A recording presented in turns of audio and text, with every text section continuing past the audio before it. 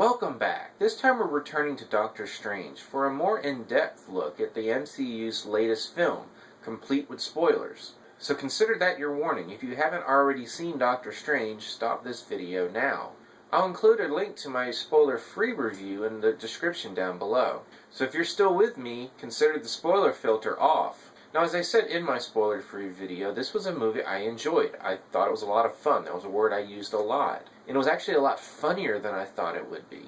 And I thought it did a good job of telling the origin story of Doctor Strange, while also introducing magic to the overall MCU, without entirely breaking the system or making it feel like we weren't in the same world anymore. And now that I don't have to worry about spoilers, there were a few things I did want to go into more in depth on. Some things I liked about this movie and some of the things I wasn't a huge fan of. So let's dive into the story, and namely the origin story of Doctor Strange. Again, I thought they did a good job of introducing his character. Sure, he does have sort of a Tony Stark-esque aspect to him with being a very egotistical and successful person.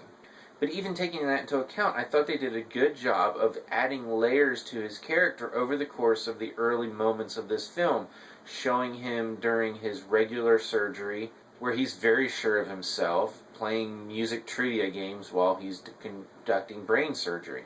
Then during the emergency surgery, where he's able to save the patient's life and berate his colleague at the same time. And then finally at home, where we get to see how he lives, where he's very much into material things and things that are proof to him that he is successful and that he has become the best at what he does. And I don't think it comes from him being greedy. I think, again, it has to do with him wanting proof that he is the best at what he does. Now, one of the questions I had was exactly when within the MCU timeline was this movie going to take place. Now, I went into the film thinking that this was going to be taking place over a rather long period of time, pretty much based solely on the line from the trailer in which the Ancient One asks Strange how he became a doctor, and he said, study and practice, lots of it. So I really thought that the early moments of this film would be taking place sometime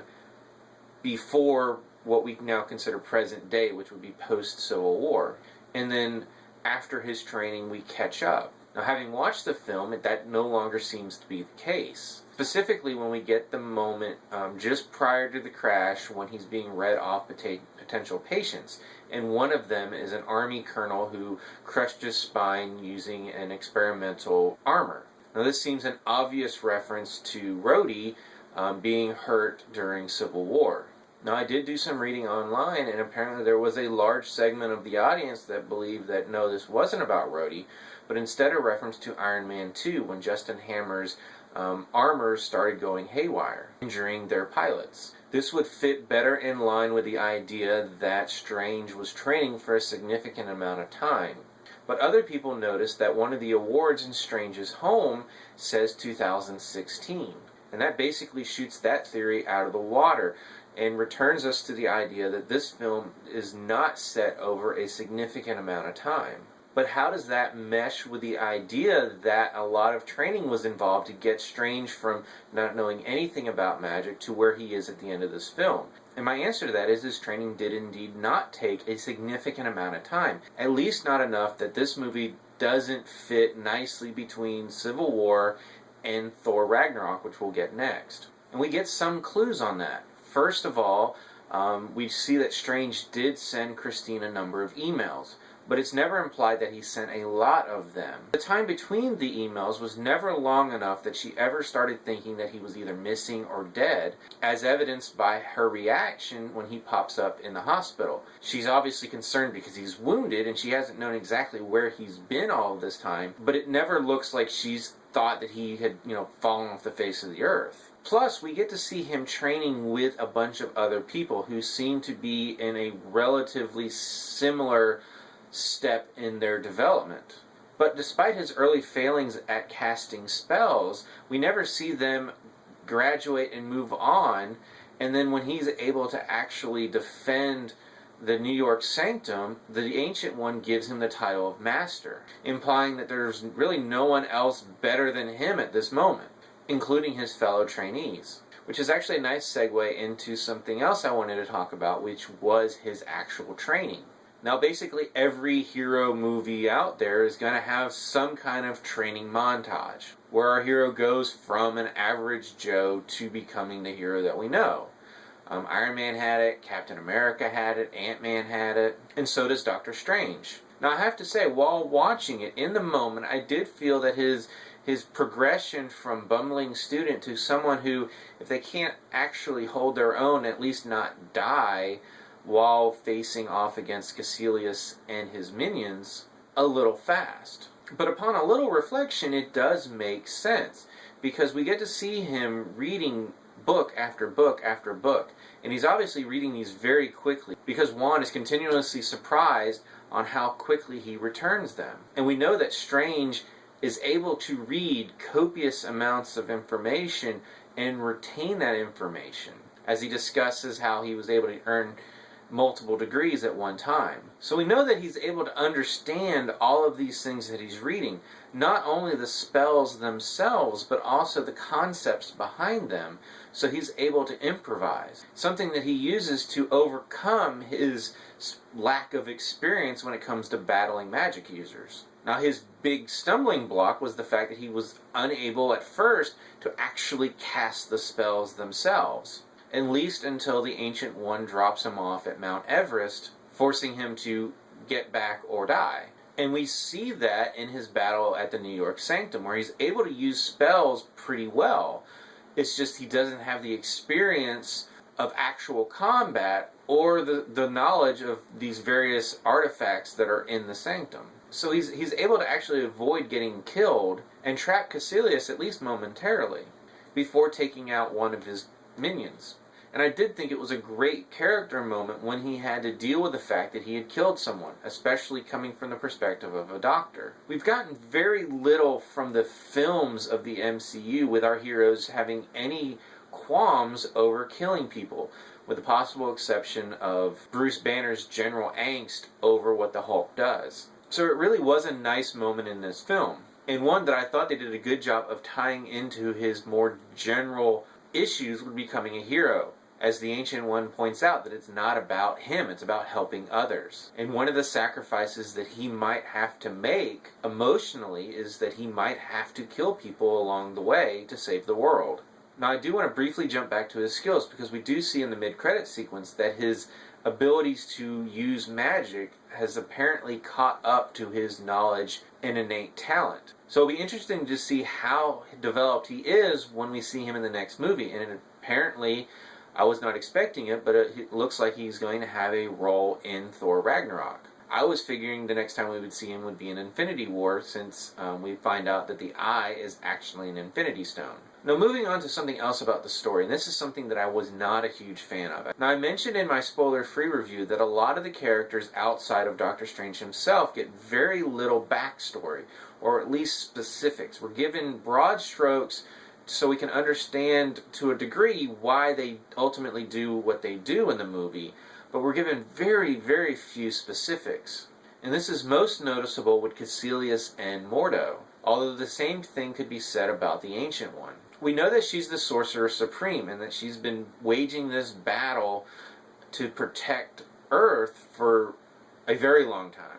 But we don't know how old she is, how she became the Sorcerer Supreme, and how she took up this mantle, and why, as a person, she decided to take up this mantle. We get a few clues on what it could have been based on what she says to Strange when she's trying to encourage him to join this fight as well. But we really just don't know much about her. But I can say I understand why the writers would have wanted to do that, because it gives her character's motivations some ambiguity, especially when Strange discovers that she's been tapping into the dark dimension to power her longevity. And it allows the audience, along with Strange and Mordo, to question her motives. So in that case, the mystery makes sense. Now, it's less forgivable for me that we get so little about Mordo and Kaecilius. Their basic origins are very similar. They were broken men who were taken in by the Ancient One. Although based on what ultimately happens to both of them, they were apparently fixed but not necessarily healed. instead getting recruited into the Ancient One's war. We get a little taste of this conflict in the conversation between Mordo and the Ancient One, where he tells her about how she helped him overcome his issues. And she actually corrects him, telling him that she did not actually do what he thought she did for him. It's clear from the broad strokes that we do get that something terrible happened and he was heading down a very dark path. And he feels that he was rescued from that path by the Ancient One. And fighting this good war on behalf of Earth keeps him balanced. And he sees it like an anchor protecting him from being pulled back to wherever dark paths that he was being pulled earlier. I would liken it to Morgan from The Walking Dead, if you've seen that show from last season, where he was very steadfastly sticking to his no-kill policy, out of fear that if he ever did cross that line again, he would go insane. Here, Mordo is sticking to a very strict path that does not allow any kind of flexibility. Like Morgan, fearing that if he strays from that path in the least, that he will fall back to that darkness. So it's understandable just how deeply affected he is by the revelation that the Ancient One was breaking her own rules for the greater good. Something that Doctor Strange does a little bit later, which completes the shattering of his current worldview and sets him on the path of being a villain. Now, I would assume that if you're a reader of the comics, the fact that Mordo was going to turn bad was not a surprise. Now, for me, it was. But it also felt earned within the story that we got in this movie. Now, I'll assume that Mordo will return to be the bad guy for the inevitable Doctor Strange sequel. So hopefully at that point in time, we'll get some more specifics on his backstory, where he came from, how long had he been under the service of the Ancient One. Now, presumably, that's something we're not going to get with Caecilius, making his lack of backstory the most egregious. Now, as I said, his story, at least after meeting the Ancient One, is relatively similar to Mordo, in that he came to be healed and does not feel that he was, turning to the dark dimension to get what he feels he never got from the Ancient One. Now, admittedly, the villains of the MCU have been a very mixed bag. Some get almost no development and are essentially there just so we can have a villain to fight against, while others are actually really good. I would say Caecilius is sort of in the middle, probably on the bottom half of the MCU villains. But it really wouldn't have taken that much extra backstory to really elevate him, because he has a relatively understandable goal, and something that we probably could have empathized with more if we actually knew where he came from. Something we're never told. Now, one last specific thing about the story, and that would be the humor. As I said in my spoiler-free review, I did not expect this movie to be nearly as funny as it was. And that's definitely not a complaint, because it really does add to the film's enjoyment. Where I had a problem with the humor was where it seemed that they were trying to use it to break the tension of some of the heavier scenes. Something that I don't think was necessary. Now, this wasn't very often, but the one time that it was noticeable was after the death of the Ancient One, where Christine is scared by the cloak. It's a funny moment, but I felt like they just needed a little bit more time to allow the audience to digest the fact that the Ancient One had just died. That being said, I don't think it ever elevates to a problem where we're having like major tonal problems, where the humor just does not feel in place with the rest of the movie. I'm not saying that's the case. I'm just saying some of the timing for these moments could have been a little better. And as far as my other complaint from my spoiler-free review, that had to do with the special effects. And because I didn't want to make that video terribly long, I was a little generic in what I said about those complaints, namely that some of the earlier scenes did not look as good as the later scenes. And I stand by that. But I would like to say that the kaleidoscope effect of how they were bending reality was pretty good all the way through. I did not have a problem with that. That was just amazing. It's so unique, so different, and they do a good job of having a story reason why that's in there. It's from when they're in the mirror universe. So it's not like they're bending the reality of our reality. We actually only really see that happen once, and it's not really the same thing, but during the destruction during the final sequence. My problem with the special effects were how they were overlaying the characters onto those.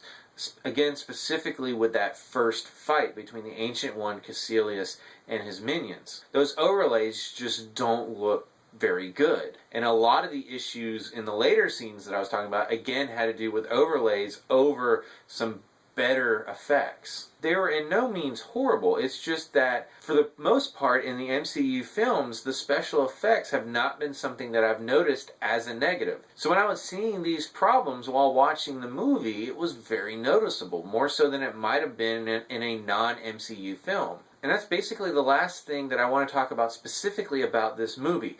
I want to spend the last bit of time talking about this movie's connections to the rest of the MCU. Now, some of the Easter egg things that we get include seeing Avengers Tower in New York, as well as the reference to Rhodey, if it was indeed about Rhodey. More importantly, we find out that the Eye is actually an Infinity Stone, which I'm assuming will connect him to Thor Ragnarok as well as Infinity War. And speaking of Thor, we get to see him in the mid-credit sequence where Thor comes to Doctor Strange asking for his help. Now, I already mentioned that Doctor Strange looks much more comfortable with his abilities in this scene than in most of what we get to see him during the course of the actual movie. But I do want to talk briefly about what Thor says, because he's apparently in New York with Loki, looking for their father. Now, where we left Thor previously, he thought Loki was dead and his father was on the throne. And then he gets the visions during the course of Age of Ultron, which urge him to go back home. Of course, we don't know where within the story of Thor Ragnarok this scene happens. But I do have to say it does change a lot of what I was expecting from this upcoming film. Now, I've done my best to not read anything involving spoilers, but from what little I had seen, I had been led to assume that the vast majority of this movie was going to take place away from Earth. So knowing that Thor and Loki are in New York City was a big revelation for me. Of course, I do also have to mention that the scene itself is quite funny, and if it does nothing else, I'm more and more pumped for Thor Ragnarok. I'm a fan of the MCU, I'm a fan of these movies, and I look forward to each one. Now, as far as Doctor Strange goes, again, this was a movie that I enjoyed a lot. I had a lot of fun with, and feel that it's a solid installment to the MCU. And already knowing that this video is quite long, I'm going to stop there. What did you think of this movie? What do you think of some of the story aspects, both positive and negative, that I brought up? Do you agree with me? Do you disagree with me? Either way, I'd like to know. Please comment below. As always, you can subscribe to my channel, check out some of my other reviews, and until next time, I'll see you at the movies.